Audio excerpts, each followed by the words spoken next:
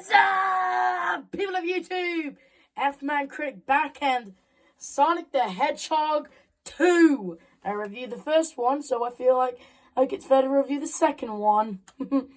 And let me just say, this movie is epic. Like, it's got more action and more CG work, like less Olive Garden this time. And downright just better than the first, I will certainly say. So, what's this amazing movie about? What's this movie about? How's it better than the first? Well, let's find out.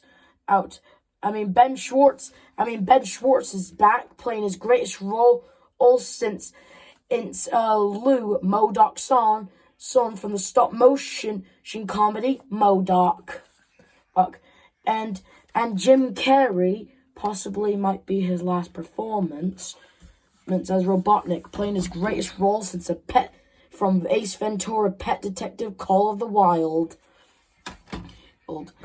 Anyway, outside of telling you about these actors, what was this movie about? Apparently, what happens in this movie takes place on the Mushroom Planet. Where Robotnik spend most of that time on that planet drinking mushroom liquid while trying to stay sane. He's even talking to a rock that he's named Agent Stone. Does his real Agent Stone know he's cheating on him? Anyway, point is, he sets a beacon with the quill he got from Sonic. And apparently someone answered. Apparently, lo and behold, Knuckles the Echidna, last of his tribe, I'd found the beacon, and apparently his whole life he's been searching for that blue hedgehog. Apparently, in this time, Sonic and Knuckles are gonna fight. Right. Anyway, he promised he would take him. Robotnik promised he would take Knuckles there. He would show him the way. Anyway, back on Earth, Sonic with his newfound powers and the fact that he can stay on Earth now, explores the whole he can save people by pretending to be Blue Justice, aka the Sonic version of Batman. And anyway, he causes a bit of havoc, but he's trying. I mean, most superheroes do destroy half the town to try to save the world, so cut him some slack, am I right? He's getting there. Anyway, Donut Lord, a.k.a. Tom. Yes, I know his real name's Tom, not Donut Lord, but I like to call him that because that's the name that Sonic gave him. So I'm calling Donut Lord, and Pretzel Lady. Anyway, he has a chat with him, telling that he's being reckless. There'll be a moment where he comes, but he doesn't choose that moment. That moment will choose him, and I didn't get that from Oprah, I think. Anyway, so, yeah. Donut Lord is trying to be more like Sonic's dad, more than his friend. And I guess that's kind of cool, seeing how Sonic is sort of like, I mean, when Sonic first moved in with them, I was all like, so is he their pet or a representation of their child? I don't know. Oh, well, I guess this movie sort of answers. Anyway, Sonic is home alone. But this isn't that type of movie. Because apparently Donut Lord and Pretzel Lady are heading off to Rachel's wedding. Apparently during that time, Rachel got out of that chair, I'm guessing by her daughter JoJo, and met someone, fell in love, and got engaged. Well, good for her. Anyway, while Sonic is watching movies and basically going all risky business, apparently they didn't play Old Time Rock and Roll during his Tom Cruise moments, but whatever. Anyway, Tails comes. Apparently that little cliffhanger at the end of number 1, apparently there's a reason why he came. Apparently he didn't come, my guess the reason why Tails came might have been he was sent by Longclaw. That was my guess, but I was wrong. Apparently that little thing he went through in the first one, where it caused that giant blue explosion, apparently that thing went to his home world. And apparently he's been watching Sonic, being inspired by him because he was so cool.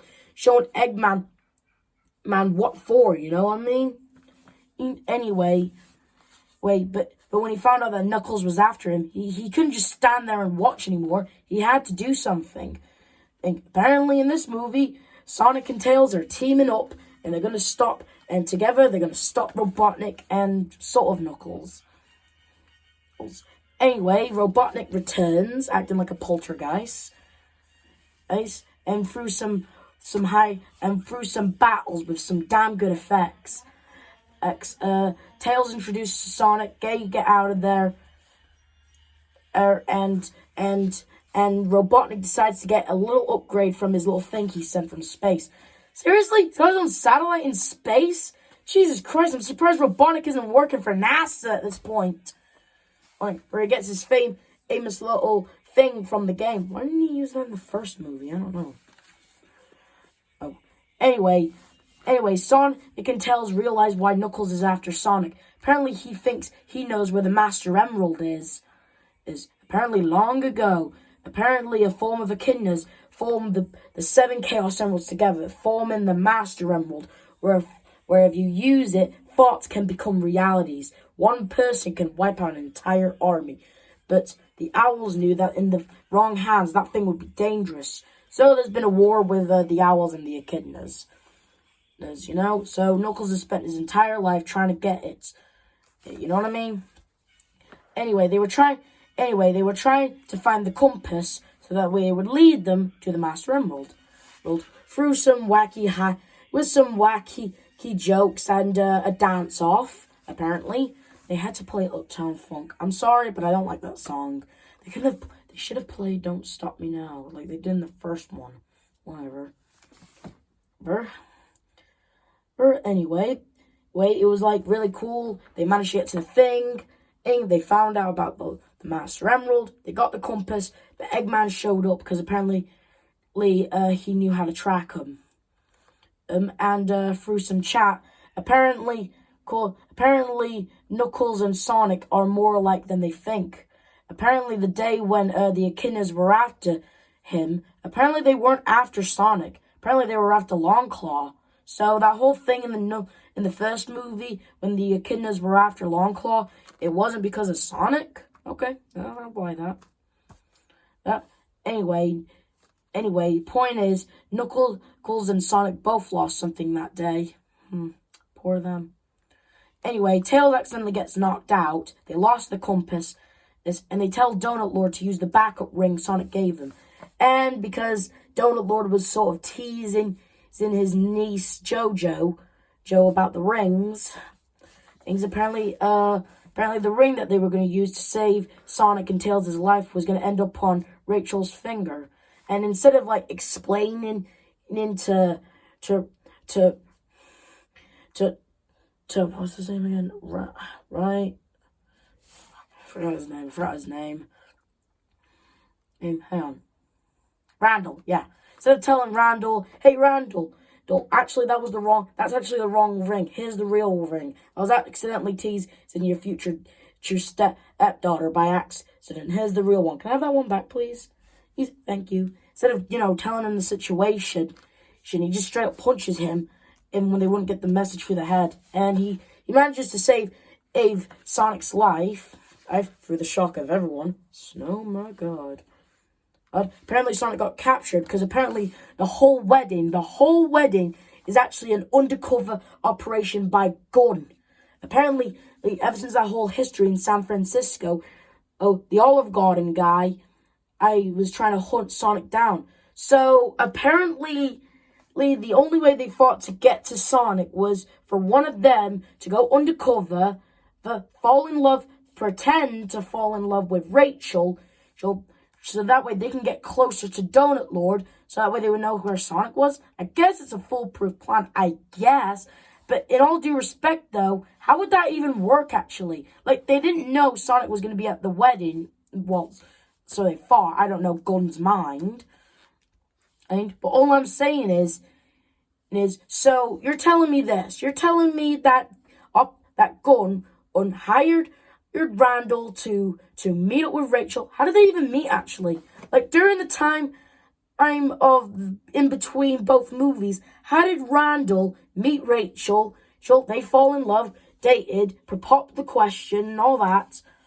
So, how did that all happen, really? Like, I really wish we got to see flashbacks. I would have also liked to see a flashback of how Longclaw met Sonic, but hey, we won't. Maybe we'll get that till number 3. Who knows? And, yeah. And that technically means, in other words, like, Gunn may have had a thought-out plan, using Rachel to get closer with Donut Lord, so that way they would know Sonic's locations, because they think Sonic's a bad guy. Yeah, the person who wiped Eggman off this planet, the person that they don't like, they still want to hunt him down. Great, perfect. They're just your typical paranoid government that shoots first and then asks questions later. Great. Whatever. Anyway, by the power of sisters, Pretzel Lady and Rachel decided to team up so that way they can save Sonic and so Rachel can get back at her fiancé. Okay, I'm just going to say it first. In the first one, Rachel kind of annoyed me, actually. I didn't kind of like her that much, Like, every time when she kept trying to convince Pretzel Lady to leave Donut Lord, I just wanted to say, shut up. Look, just because you don't have a man doesn't mean you should convince your sister to leave hers. And now I sort of get it now. But in this one, I, was blown away. In the movie, I'm like, what a woman. Like, she becomes Bridezilla in this movie. Like, in the first one, I didn't like her because she kind of annoyed me. But in this one, I freaking like her now. She's a freaking gangster. Gangsta paradise, But still, first one totally annoyed me. But now I kind of like her now because she's a badass. Anyway, she sort of gets back at her so-called fiancé, and apparently Randall's kind of feeling guilty, tricking someone to falling in love with you and tricking them into a fake wedding. Yeah, you damn right should feel guilty. Same goes for the old fart, too. He should feel guilty for tricking an innocent person to falling in love with someone, That's just horrible, that is. But apparently Randall broke the first rule of Undercover. Never fall in love. And apparently Randall has fallen in love. So, are they sort of gonna still get married? I don't know. Well, good for them, I guess. I mean, I think they're gonna be okay, I guess. Whatever. Anyway, through some, Sonic realizes that there's a beacon because the Master Emerald is sort of being found. And Sonic has a plan to go. Because he blames himself because Tails kind of got hurt. So, yeah, he goes alone. But Pretzel Lady and Donut Lord don't know what he's up against. Anyway, through the temple, Sonic and Knuckles have a huge fight. Well, Eggman tries to take the Master Emerald for himself, and he becomes this giant, glowing, black, powerful being who can turn thoughts into reality. And his first thought is to make a giant Eggman robot. After through some time with Sonic and Knuckles, they become allies. Apparently Knuckles isn't bad. I mean, yeah, he's not really bad. He's just been manipulated by Eggman, that's it. So he's not really a bad dude. As Sonic says, he's kind of mixed up, Anyway, they forge a plan and to stop Eggman. They become Sonic Heroes. Remember that game? That was fun. Anyway, through some stuff, they managed to get the emerald off him, and Sonic managed to go for it. He thinks you think they're gonna die. They're the Bukowskis. They died together or something like that. Whatever. They sort of accept their doom, but the Chaos Emeralds go in Sonic, making him become Super Sonic. Oh my god, I absolutely loved it that he became Super Sonic. Anyway, through some kick-ass moments, he destroyed the robot and possibly sent Eggman to his death. Oh god. Anyway, after that, Tails, Knuckles, and Sonic power bump, and after a while, they decided to play some baseball. Alright, that's sweet. Callback from the first movie. After Knuckles kind of swings their only ball through a fence, and they don't know where it landed, so they can't get it back, they decided to get some ice cream. So is Knuckles and Tails now live with Sonic now? Like, do they just So do they now live with the Bukowskis, or do they have their own places? I don't know. I guess we'll find out in number 3, really. The point is it's nice that Sonic kind of called Donut Lord Dad, and, you know, they have a happy little ever after. But wait, it doesn't end there. You see, Agent Stone, apparently when he was in the robot suit, apparently he survived the fall.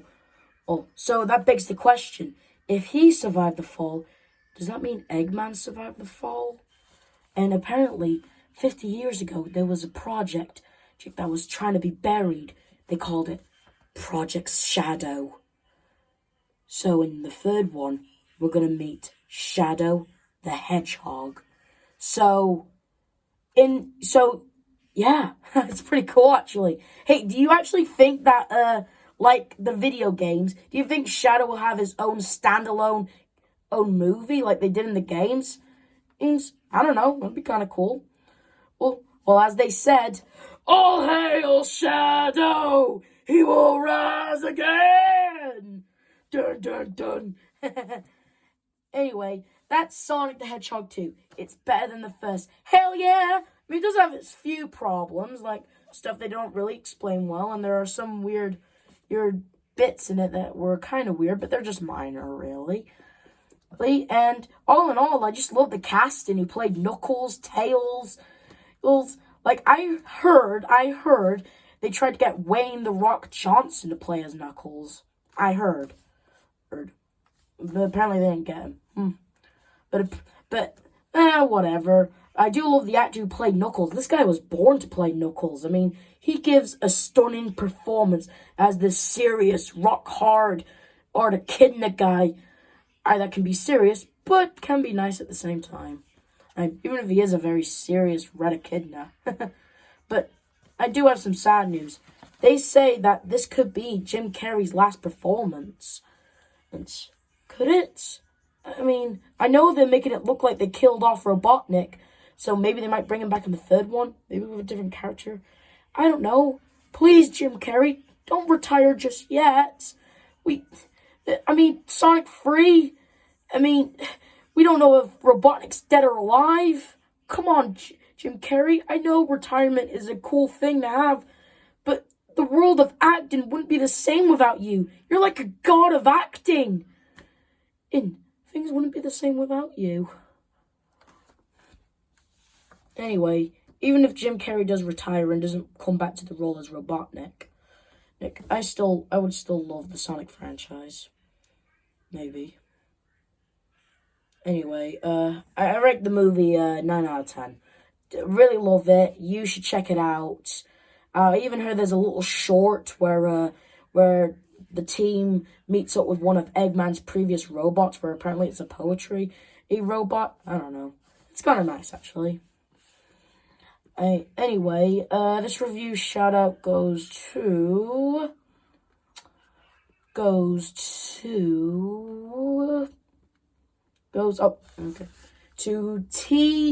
TMS. What are these guys? Who are they? They're a group of YouTubers that show animes in their cartoons. Sometimes they use clips. Sometimes they show you the whole episode of the show. Sometimes they show you the whole series. They're pretty cool.